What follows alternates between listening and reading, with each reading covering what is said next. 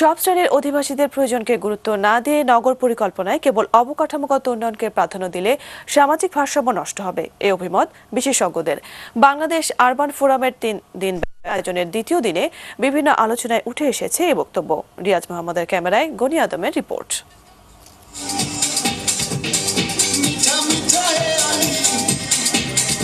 রঞ্জন রাউতের নেতৃত্বে জামালপুর হরিজন পল্লীর একদল তরুণ গড়ে তুলেছে নাচের দল।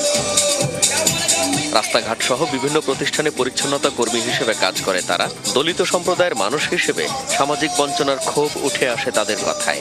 একটা সংকীর্ণতা কাজ করে যে আমরা যে যাব বা আমাদের যে পরিচয় দিব আমাদের কি ভালোভাবে নিতে, আমাদেরকে কেউ গ্রাহ্য করে না যে ওনার সুইপার আঙ্গুরে হোটেলে ঢুকতে দেয় না, বলে যে আপনারা বাইরে খান। ছোটো মোটো একটা জায়গায় আমরা নিজেরা প্র্যাকটিস করি, এটা দিয়ে আমরা বিনোদন করি আর নিজেরাও খুশি থাকি, হ্যাপি থাকি।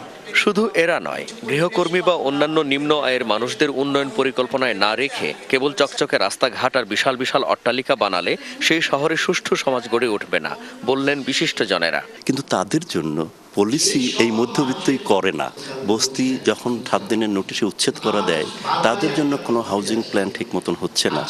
জেলা শহরের পৌরসভাগুলোতে একজন করে শহর পরিকল্পনাবিদ নিয়োগ করেছে সরকার, কিন্তু সিদ্ধান্ত নেয়ার সময় প্রায়শ এদের মতামত নেওয়া হয় না, অভিযোগ একজন শহর পরিকল্পনাবিদের। একই এলাকার জন্য দুইটা আলাদা আলাদা প্রজেক্ট এবং দুইটাকেই বলা হচ্ছে যে একটা বলা হচ্ছে যে পৌরসভা উন্নয়ন পরিকল্পনা, আরেকটা হচ্ছে যে পৌরসভা মহাপরিকল্পনা। সো এই যে রিপিটেশন অফ ওয়ার্ক এবং এই কাজগুলি যারা এক্সিকিউট করতেছে সেটা হচ্ছে যে আপনার consulting farm.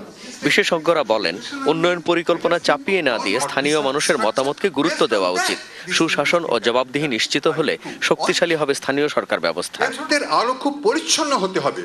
What do we mean by sustainable development? How could we achieve sustainable development? And what is the negative and positive side of sustainable development? ক্ষমতার বিকেন্দ্রীকরণের কোনো সাবস্টিটিউট নাই। একটা শহর বা একটা গ্রাম, একটা এলাকার উন্নতি করতে হলে সেখানকার লোকজনকে সাথে নিয়ে কাজ করতে হবে। আলোচকরা বলেন, সবার জন্য কার্যকর নগর ও শহর গড়ে তুলতে হলে সবার জন্যই নাগরিক সুবিধা নিশ্চিত করা দরকার।